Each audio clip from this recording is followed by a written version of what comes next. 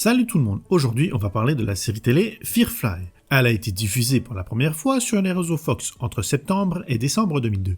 Firefly avait une moyenne de 4,7 millions de téléspectateurs par épisode et était classée 98e sur l'échelle de Nielsen. La série a été arrêtée après que 11 des 14 épisodes produits ont été diffusés dans le désordre. Au Canada, la série a été diffusée sur Space. En France, la série a été diffusée à partir du 31 mars 2005 sur Série Club, puis sur Sci-Fi en 2006.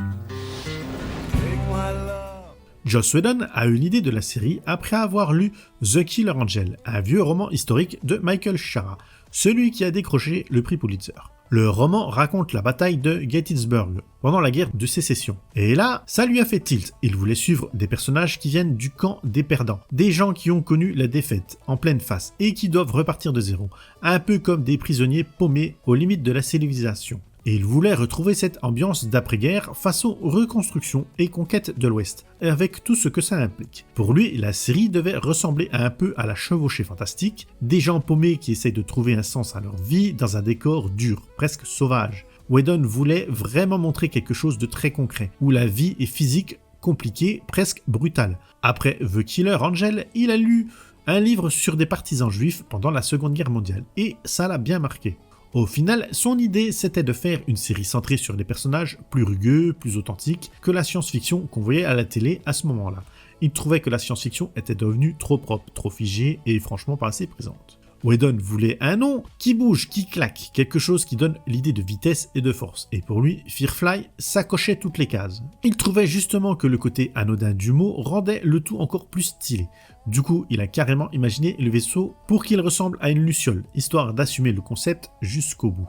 À l'origine, le vaisseau ne comptait que 5 personnages principaux. Tout au long du processus de développement, la liste des personnages a été portée à 9. Pendant le tournage du tout premier épisode, Whedon était encore en mode têtu.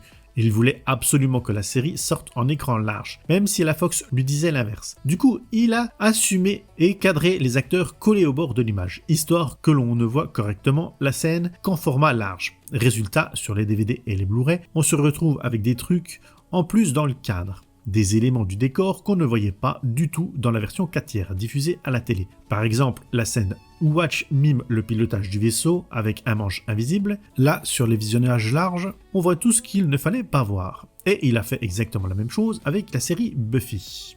Sauf que la Fox, elle, n'a pas du tout validé le pilote. Pour eux, il manquait d'action et le capitaine avait l'air trop fermé. En plus, il avait une scène où l'équipage se couche devant un baron du crime, ce qui ne leur a pas plu du tout. Pour eux, ça faisait passer tout le monde pour des moins que rien. Donc, un vendredi après-midi, ils annoncent à Whedon qu'il doit rendre un nouveau script du pilote pour le lundi matin. Sinon, la série ne verra jamais le jour. Whedon et Minard se sont enfermés tout le week-end et ont pondu ce qu'il deviendra le nouveau pilote, l'attaque du train, sous la pression de la Fox. Ils ont rajouté des personnages plus tape à l'œil comme Crow et le fameux Hound of Blue, qui amène une fin typée X-Files pour ce nouveau pilote. La Fox a été cash, pas question de diffuser la série en écran large. Du coup, Whedon et son équipe avaient l'impression de bosser pour 2 patrons en même temps. Ils tournaient en large pour les futurs DVD, mais ils devaient quand même faire gaffe à garder les éléments importants dans le cadre pour que ça tienne la route une fois recadré à la télé, en 4/3. Pour donner un côté immédiat immersif, ils ont choisi un style un peu docu, caméra à l'épaule, presque comme du phone footage. Même les scènes en images de synthèse ont été faites pour imiter ce mouvement de caméra à la main. Ils ont aussi utilisé du lens flare, qui rappelle les séries des années 1970. Pour ça, le chef op David Boyd a même dû abandonner les objectifs modernes qui effaçaient ses reflets et repasser sur des modèles moins chers, juste pour retrouver cet effet visuel. Et contrairement à pas mal de séries ou de films de science-fiction qui collent du bruit partout dans l'espace, Firefly fait les choses correctement. Le vide, ça ne transmet rien, donc l'espace est silencieux, la série joue vraiment là-dessus. Et surtout, ça faisait des économies de budget, mais ça, il faut pas le dire.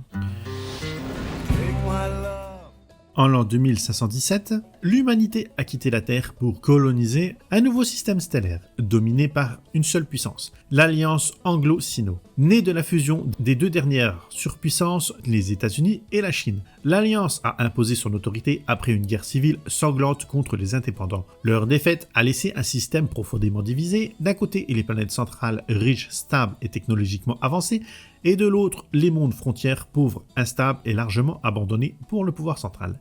Dans ces régions périphériques, la civilisation ressemble à un Far West futuriste, fait de saloons, de duels, de contrebande et de lois du plus fort. Les colons y jouissent d'une liberté relative, mais au prix d'un accès limité aux technologies réservées aux mondes centraux. Encore plus loin, dans les zones les plus reculées appelées le Noir, errent les Rivers, des pillards cannibales devenus totalement sauvages, qui terrorisent les frontières du système. C'est dans cet espace hors de contrôle que vit Malcolm Reynolds, un ancien sergent des indépendants, connu comme Browncoat, qui refuse toujours de se soumettre à l'Alliance. Après la guerre, il achète un vieux vaisseau de transport de classe Firefly, qu'il baptise Serenity, avec un objectif clair, continuer à voler, survivre grâce à des boulots plus ou moins légaux et rester libre là où l'Alliance n'a pas encore totalement la main. Autour de lui se forme un équipage hétéroclite mais soudé. Zoé Alien, son second, a combattu à ses côtés pendant la guerre. Wash, pilote talentueux et mari de Zoé. Manie les commandes avec autant d'adresse que d'humour. Kaylee, mécanicienne géniale, entretient le Serenity comme si c'était un être vivant.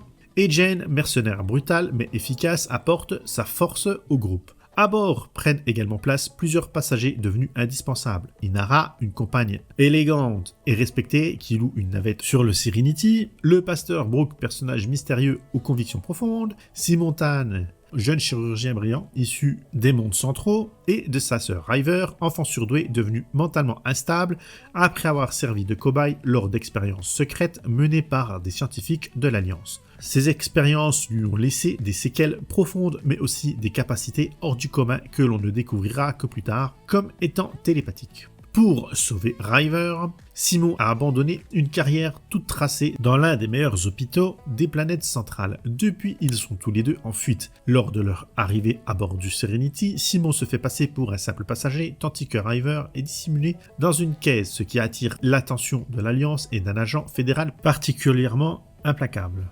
L'équipage du Serenity voyage de planète en planète, acceptant des missions souvent illégales, contrebande, transport discret, parfois des vols, simplement pour payer le carburant et continuer à vivre. Ils évitent les patrouilles de l'Alliance, affrontent des criminels notoires comme Adelen Niska et croisent régulièrement la route des Rivers, incarnation la plus sombre de ce que l'isolement et la violence peuvent produire. Au fil de leurs aventures, le Serenity cesse d'être un simple vaisseau pour devenir un foyer. L'équipage affronte trahison, enlèvement, maladies, cultes locaux et traumatismes laissés par la guerre, tout en se protégeant les uns des autres. Malgré les secrets, les tensions et les dangers constants, une véritable famille se forme. La série est commandée en décembre 2001 et dès janvier 2002, le casting démarre. Pour monter son équipe de 9 personnages, Whedon ne s'est pas contenté de regarder les profils. Ce qui l'intéressait surtout, c'était l'alchimie entre les acteurs. Sid Meier s'en souvient très bien et ils ont tous été réunis très tôt. D'après lui, le courant est passé quasiment immédiatement. Les 9 acteurs principaux sont choisis avant même le début du tournage. Mais pendant le tournage du pilote original, Serenity, Whedon se rend compte que Rebecca Gayheart ne colle pas au personnage d'Inara Serra. Du coup, il filme ces scènes à part, histoire de pouvoir la remplacer sans tout refaire. Morena Baccarin, elle, auditionne pour le rôle et 2 jours plus tard, elle se retrouve déjà sur le plateau, pour ce qu'il deviendra sa toute première série télé. Elle racontera plus tard que Joss Whedon l'a quasiment sortie de la salle d'audition comme un père fier, en la tenant par la main et en la présentant à toute l'équipe. Le personnage d'Inara porte le nom d'une déesse vénérée dans l'Empire hittite, anciennement Ourite, autour de 1800-1200 avant Jésus-Christ, sur ce qui est aujourd'hui la Turquie. Inara était la déesse des animaux sauvages, de la steppe et la fille du dieu de la tempête, Tsub-Tsarub. Elle est comparable à Artémis chez les Grecs et à Diane chez les Romains. Joss Whedon avait d'abord pensé à Nicholas Brendon pour le rôle de Mal Reynolds, mais son emploi du temps sur le tournage de Buffy contre les vampires a fini par l'empêcher de participer à Firefly. Puis Whedon a proposé à Nathan Fillion le rôle de Malcolm Reynolds. Après lui avoir expliqué le concept de la série et montré le synopsis du pilote, Fillion est tout de suite à fond. Il passe quand même par plusieurs auditions avant d'être officiellement choisi. Fillion racontera plus tard que c'était à la fois grisant et stressant. C'était son tout premier rôle principal. Il avait la pression, mais il voulait vraiment ce rôle et surtout raconter cette histoire-là. Quand la série a été annulée, il dira avoir complètement été démoli. Pour lui, Firefly restera le meilleur rôle de toute sa carrière, au point qu'il compare encore tous ses autres boulots à cette expérience. Et son personnage a été classé 18e dans le classement des 25 plus grandes légendes de la science-fiction par TV Guide dans le numéro du 1er août 2004. Alan Tudyk passe par une agence de casting comme tout le monde. Quelques mois plus tard, il est convoqué pour une audition où il rencontre Whedon.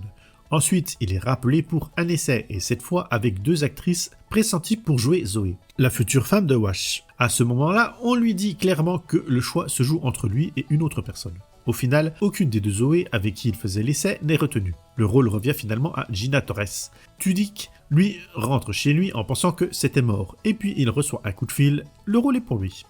Pour Gina Torres, déjà bien connue pour ses rôles en science-fiction et en fantasy, que ce soit dans Matrix Reloaded, Alias ou Hercule, le voyage légendaire, elle n'était pas franchement emballée à l'idée de repartir sur une autre série de science-fiction. Mais elle a finalement été convaincue par la qualité de l'écriture. Comme elle l'expliquera plus tard, on n'avait pas juste des effets ou du décor, mais des personnages confrontés à de vraies difficultés, dans un univers complexe avec une histoire solide, et surtout sans extraterrestres. Elle a rejoint le casting après l'annulation de la série de science-fiction Cléopatra 2525.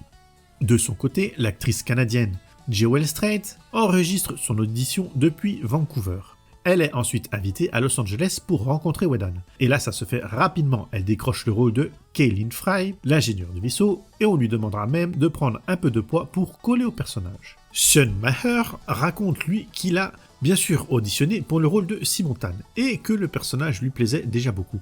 Mais ce qui l'a vraiment convaincu, c'est surtout la personnalité de Whedon et sa vision de la série. A noter d'ailleurs que Neil Patrick Harris a lui aussi auditionné pour le rôle de Simon. Pour Riverton, la sœur de Simon, Whedon fait passer une audition et un essai à Summer Glau le même jour. Elle avait déjà bossé avec lui auparavant dans un épisode d'Angel intitulé Waiting in the Wing. 2 semaines plus tard, Whedon l'appelle pour lui annoncer qu'elle a le rôle. Enfin, Ron Glass expliquera qu'avant Firefly, il n'avait jamais joué, ni même cherché à jouer, dans la science-fiction ou dans du western. Et pourtant, en lisant le scénario du pilote et en découvrant le personnage de Shepard Book, il est immédiatement tombé sous le charme. Whedon a choisi Tim Minnard comme showrunner, à la fois scénariste principal et patron de la production. Pour lui, Minnard comprend Firefly aussi bien que lui, et il apporte tellement à la série qu'on a l'impression qu'il en a toujours fait partie. Le reste de l'équipe est majoritairement composé de collaborateurs habituels de Whedon, à part le chef opérateur David Boyd, qui est décrit comme une vraie révélation, plein d'énergie et d'enthousiasme. Les scénaristes sont recrutés après un entretien de lecture de script. Parmi eux, on retrouve notamment José Molina, Ben Eldund, Brett Matthews, Drew Z, Greenberg et Jen Eppenson. Le fonctionnement est assez clair, une idée d'épisode est lancée, souvent par Whedon, puis toute l'équipe travaille ensemble sur des thèmes et l'évolution des personnages. Ensuite, l'histoire est découpée en actes et en scènes, avec une attention particulière portée aux pauses publicitaires, placées à des moments clés pour donner envie de rester. Eh oui, les mecs, ils pensent ça dès le début, hein. La pub. Sérieux, enfin bref. Une fois la structure posée, les scènes sont détaillées sur un tableau, un scénariste rédige rapidement un synopsis, relu et corrigé par Tim Minnard. À partir de là, le script est écrit puis retravaillé plusieurs fois jusqu'à obtenir la version définitive, celle qui sera au tournage. Le vaisseau Serenity a d'abord été créé en numérique par Zoic Studio. Sa forme est directement inspirée d'une luciole avec l'arrière qui s'illumine pour renforcer cette idée. Mais surtout, le vaisseau a été construit physiquement comme un vrai décor. Le chef décorateur Kare Meyer l'a conçu en 2 parties, une par niveau, avec de vrais plafonds, un éclairage fonctionnel et des éléments mobiles. Tout était pensé pour que les caméras puissent circuler librement. L'intérieur du Serenity, ainsi qu'une partie de son extérieur, a été construit à taille réelle et est presque entièrement connecté. Ils étaient répartis sur 2 plateaux, un pour le pont supérieur et l'autre pour le pont inférieur, les quais des navettes et la cale. La petite navette amovible qu'utilise le personnage de Inara Serra était équipée de la console centrale d'un Boeing 737 avec les commandes comme le gaz, les coupures du carburant, les leviers d'aileron et les volets, ainsi que des réglages de pas. Entre les plans, les acteurs préféraient attendre dans le salon du navire plutôt que dans leur caravane ou loge. Ce découpage permettait ainsi à une seconde équipe de tourner dans une partie du vaisseau pendant que la première bossait dans l'autre. Whedon explique que le décor était suffisamment modulable pour être déplacé ou ajusté sans tout démonter. ce qui évitait les modifications constantes. L'objectif, c'était clair, que le spectateur ait vraiment l'impression d'être à bord. Pour Whedon, le design du Serenity était essentiel. Il ne voulait surtout pas donner l'impression d'un vaisseau gigantesque, avec des centaines de ponts inutiles. Il voulait un lieu pratique, usé, un endroit qui ressemble à un vrai foyer. Chaque pièce avait sa propre ambiance, souvent liée au personnage qui y passait le plus de temps, et ça se ressentait beaucoup dans les couleurs. Plus on est à l'arrière du vaisseau, vers la salle des machines, plus le ton est chaud, et plus on avance vers la passerelle, et plus il devient froid. Ça évoque à la fois les personnages et la chaleur dégagée par les moteurs. Whedon tenait aussi à exploiter la verticalité du vaisseau. Les quartiers de l'équipage sont accessibles par échelle, ce qui renforce l'impression d'un espace réel et contraint. Grâce à cette conception, les acteurs pouvaient enchaîner les scènes sans devoir s'arrêter sans cesse pour réinstaller le décor, ce qui collait parfaitement au style caméra à l'épaule et au rendu quasi documentaire recherché. Le décor mélange plusieurs influences, notamment des éléments inspirés des hôtels japonais, comme les portes coulissantes ou les cabines étroites. Les parois de la soute rappellent aussi des motifs asiatiques superposés et un clin d'œil visuel au contexte sino-américain de l'univers. Enfin, le budget limité a aussi beaucoup influencé les choix. Le vaisseau sert de décor principal, parce que créer de vrais mondes extraterrestres coûtait trop cher. Quand l'équipage quitte Serenity, les planètes visitées ont donc des ambiances très terrestres, souvent plus proches du western. Whedon reconnaît qu'il n'avait tout simplement pas les moyens de transformer un désert en une planète alien différente à chaque fois. À la fin, c'était surtout une question de compromis entre ce qu'il voulait faire et ce qu'il pouvait réellement créer en quelques jours. Alan Tudyk a avoué que à chaque fois que son personnage Wash recevait un ordre sur la passerelle, il actionnait systématiquement les mêmes 3 interrupteurs au-dessus de sa tête. Peu importe ce qu'on lui demandait, il les surnommait les interrupteurs magiques, persuadé qu'il pouvait faire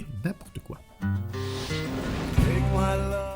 Certaines armes de Firefly sont en réalité contemporaines de l'époque de la production et ont été choisies pour leur aspect futuriste. Le pistolet à levier porté par Zoé est un Winchester 1892, réduit, utilisé également par Steve McQueen dans Au nom de la loi. Le fusil à canoncier de Miles Reynolds est le même que celui porté par Lord Bowler dans Briscoe County Jr. Vidéo que j'ai déjà faite sur la chaîne et que je vous conseille de regarder car elle n'a pas beaucoup de vues alors qu'elle est géniale. Quant à Jane, il appelle son arme préférée Vera, sûrement une référence à une blague liée au film Full Metal Jacket où les marines traitent leur fusil comme un partenaire, lui donnant même un prénom. Pour les costumes, Jill Wanenson s'occupait à l'origine de Firefly et avait pris Shauna Trepsic comme assistante sur le plateau. Quand la série est officiellement lancée, Wanenson est déjà engagée ailleurs et décline le poste, en recommandant directement Shauna pour la remplacer. Les costumes s'inspirent de plusieurs périodes bien précises, la Seconde Guerre mondiale, la guerre de sécession, le Far West américain et le Japon des samouraïs, vers 1861.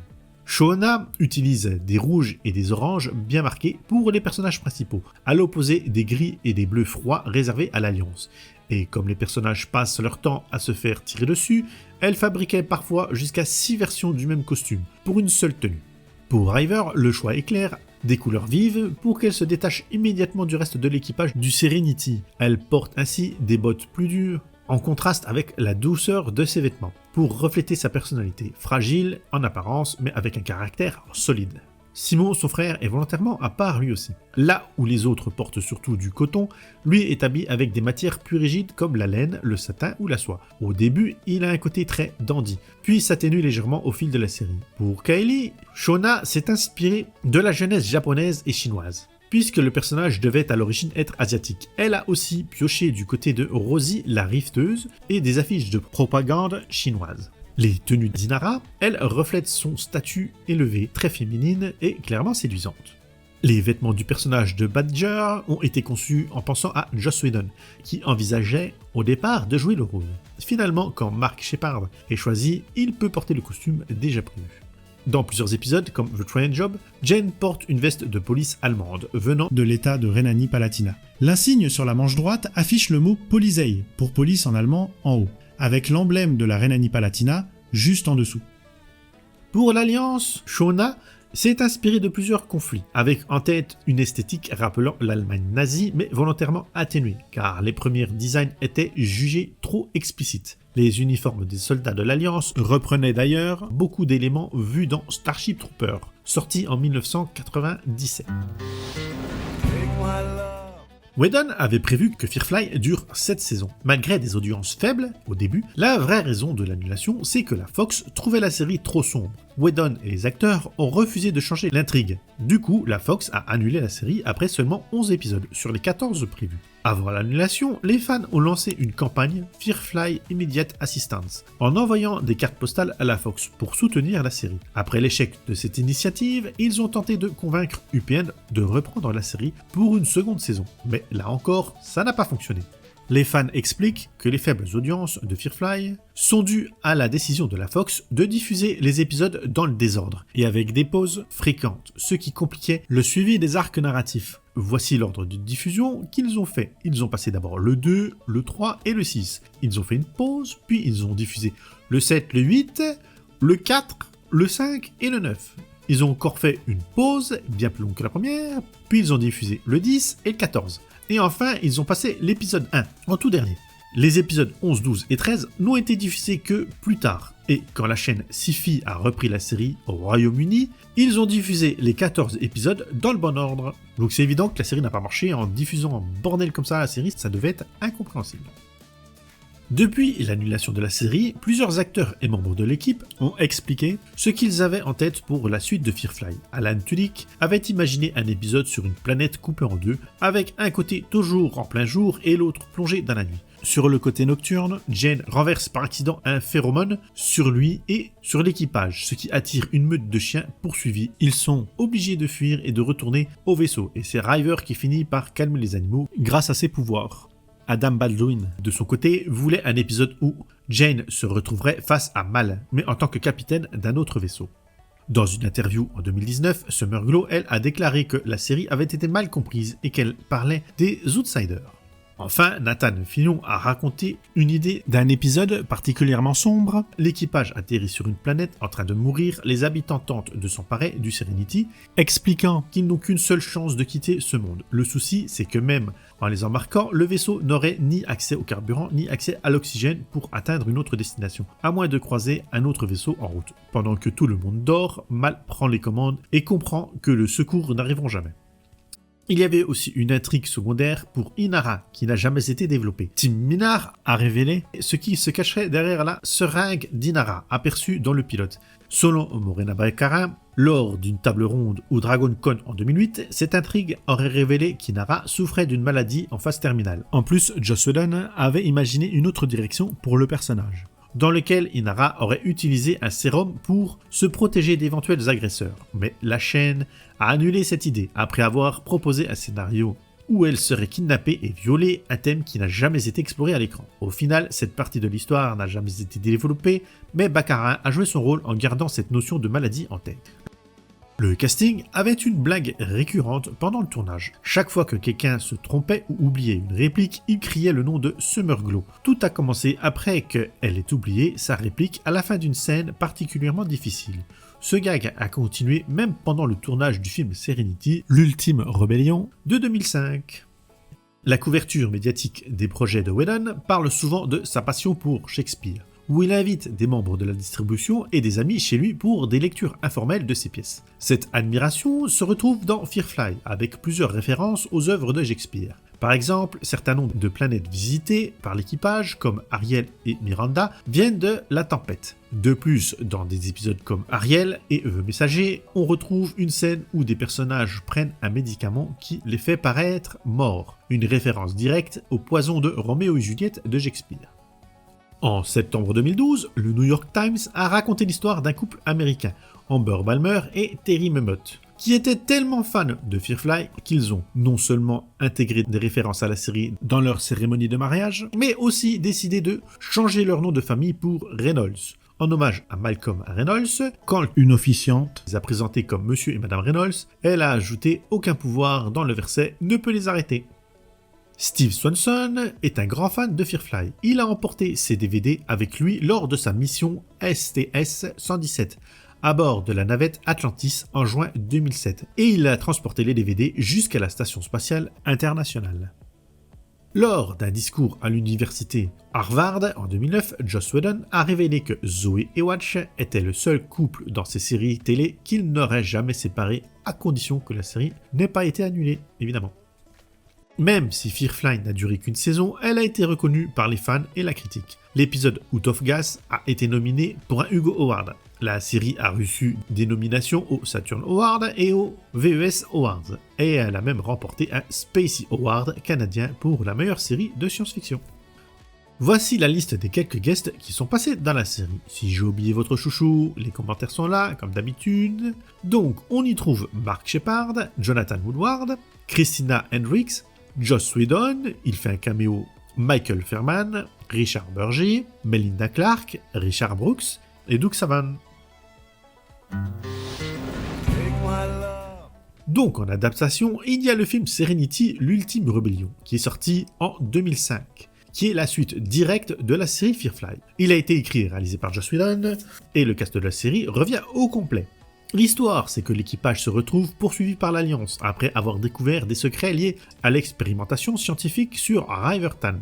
Ces expériences ont transformé River en une arme vivante, capable de capacités physiques exceptionnelles. L'Alliance envoie le psychopathe Cadwell et le mystérieux Hand of Blue pour la récupérer. Pendant ce temps, River commence à comprendre l'étendue de ses pouvoirs, et l'équipage doit lutter pour survivre tout en protégeant River et en exposant la vérité derrière les expériences de l'Alliance. Le film sert à conclure certaines intrigues laissées en suspens par la série.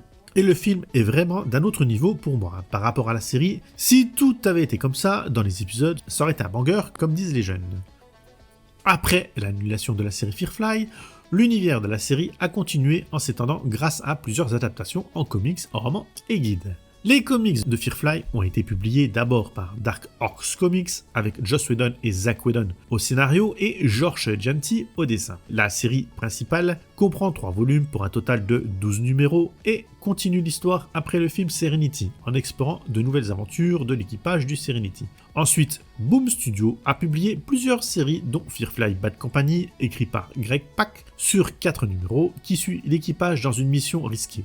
Et Firefly Blue Sun Rising, toujours de Greg Pak, sur 6 numéros, mettant l'accent sur l'Alliance et de nouveaux secrets de l'univers. Firefly The Sting, écrit par Delilah S. Dawson, se compose d'un volume de 5 numéros et raconte une mission de contrebande avec de nouveaux personnages et des défis après la guerre civile. Côté roman, Titan Book a publié Firefly The Magnificence Nice, écrit par James Lovergrove, en 2020. Qui raconte une nouvelle aventure de l'équipage après les événements du film Serenity sur une planète lointaine avec des défis inattendus, et Firefly Big Dan Hero, toujours de James Lovergrove, en 2008, où l'équipage navigue à travers des dangers pour sauver des innocents et affronte des ennemis puissants. Enfin, les guides et compagnons incluent Firefly Still Flying, publié par Titan Book en 2006, par Mary-Alice Bradbury, qui détaille l'univers de Firefly avec des interviews et des anecdotes de la production. Et le deuxième est Firefly The Official Companion, en 3 volumes, publiés entre 2005 et 2007, qui explore chaque épisode avec des commentaires détaillés et des interviews. Pour les jeux vidéo, il y a eu 2 rumeurs concernant des jeux vidéo basés sur Firefly. Le premier était Firefly Online, un jeu de rôle en ligne, un MMO quoi, qui a été annoncé en 2014. Mais le jeu a été mis en pause puis annulé en 2016 en raison de problèmes de développement et du manque d'intérêt des joueurs. Ensuite, il y a eu des rumeurs sur un autre jeu Firefly en développement, mais aucune information officielle n'a été confirmée. Et ce projet a également été annulé ou est resté dans l'ombre sans aboutir. Dans le MMORPG Guild Wars, dans le chapitre Faction, il y a un boss nommé Jane Forestlight, c'est un clin d'œil direct à Firefly. Ce boss lâche une arme unique appelée Vera, et sa compétence d'élite, à l'origine nommée Serenity, porte bien entendu un nom inspiré de la série. Il existe plusieurs produits dérivés officiels de Firefly. D'abord, les figurines et jouets. Funko a lancé des figurines pop pour des personnages comme Malcolm Reynolds, Jane Gobb, Zoé, River, Tarn. Ensuite, il y a Diamond Select Toy qui a produit des figurines de collection d'une taille de 15 cm pour des personnages comme Mal, Jane River et Wash. Elles viennent souvent avec des accessoires. Enfin, il y a aussi un modèle réduit du vaisseau Serenity commercialisé par Dynamite Entertainment. Puis, il y a un jeu de société nommé Firefly The Game. C'est un jeu de société sorti en 2013 où les joueurs prennent le contrôle de l'équipage du Serenity, accomplissant des missions et naviguant à travers l'univers. Et ce jeu a également une extension nommée Firefly Kalidasa qui ajoute de nouveaux personnages et une nouvelle aventure. Pour les vêtements et accessoires, il existe de nombreux t-shirts, hoodies et casquettes officielles. Il existe aussi des répliques et des bijoux inspirés de la série, comme des colliers ou des bracelets. Et enfin, il y a les classiques posters, art print, les tasses et tous ces trucs-là, comme d'habitude. La série existe en DVD, mais il n'y a pas de version française. Vous ne les trouvez qu'en import avec des versions sous-titrées, pas le doublage français dans les DVD. Donc faites bien attention quand vous les achetez. La musique de la série Firefly a été composée par Greg Edmondson. Il a créé l'ensemble de la bande originale de la série, avec un style distinctif qui mélangeait des éléments de musique western et de musique folk et de son moderne. Edmondson a également écrit la chanson d'ouverture The Ballad of Serenity. Cette BO est disponible en CD, l'album s'appelle Firefly A Musical Journey. Elle a été publiée en 2005. Il contient la musique de la série, y compris les thèmes d'ouverture, The Badland of Serenity, et elle a été publiée par Shoot Factory. Et si je la trouve sur YouTube, je vous la mettrai en description, comme d'habitude, dans une playlist. Voilà pour Firefly. Moi, c'est pas ma série préférée de SF, mais comme j'aime mes abonnés, je vous fais la vidéo quand même. Et elle était cool à faire. La série est sur Disney+, quand j'écris ces lignes, donc pas de problème pour la voir.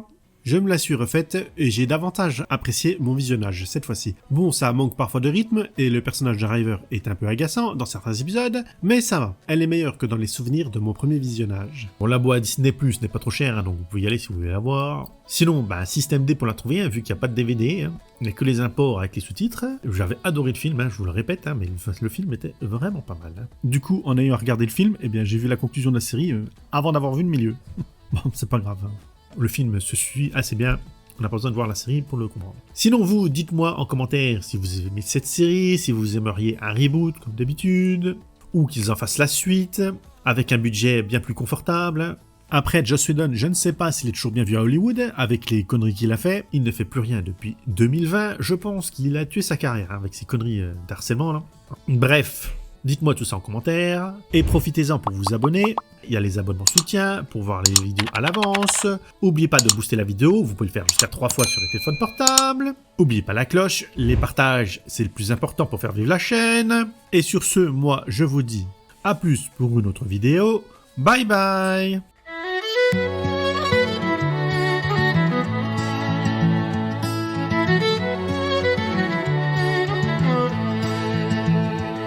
En l'an 2517, les plaines sont de néant. La terre un mirage, le passé s'enfuyant. L'humanité vagabonde, un désert sans repère. Mais l'alliance opprime, shérif de l'espace sans faire taire. La guerre fut perdue, un serment brisé sous les cieux. Pourtant une étincelle, lui, pour les audacieux. Les indépendants, leurs étoiles sous les paupières, battus mais l'esprit libre loin des frontières. L'alliance trace ses lois des lignes sans merci. Chaque horizon est un défi, un pacte rompu ici. Un vaisseau s'élance de rouille et de courage, traversant les systèmes, défiant chaque orage. Il n'est pas qu'une carcasse mais une âme dans l'espace froid. La poussière d'étoiles c'est notre or noir et notre seule loi. Oh Serenity, cheval de fer aux aurores sans fin, galopant sur les pistes, un éternel chemin, une famille dans la loi, soudée par le destin, contre les primes et l'alliance, gardant le signal sans fin, dans le grand vide, leur étincelle lui, le galop du Serenity, à travers la nuit. Chaque escale est un salon sous des cieux étrangers, où les cœurs se rencontrent, prêts qu'à s'engager. Des visages burinés, des rires fatigués mais vrais, fuyant les patrouilles, ces chasseurs de l'au-delà, du troc à l'arraché. Des infos sous le manteau discret, pour survivre à ce jeu où la liberté n'est qu'un secret. Contre l'alliance et ses lois, on trace notre propre voie. De planètes oubliées au canyon d'astéroïdes, leur course est une danse évitant les embuscades lucides. L'alliance croit tenir l'espace, ses shérifs mécaniques en patrouille, mais le Serenity le tel un fantôme qui rouille. Des éclairs de blaster, des poursuites aux confins, mais l'équipage reste uni jusqu'à la fin. Plus qu'un navire, c'est un foyer, une nouvelle fois. Leurs âmes sont gravées loin de toutes leurs lois. Le signal est faible mais le message est clair, un murmure d'espoir. espoir dans l'immense désert. Malgré les défaites, malgré les blessures profondes, le cœur du vaisseau bat défiant les mondes. Le vide est grand mais notre esprit plus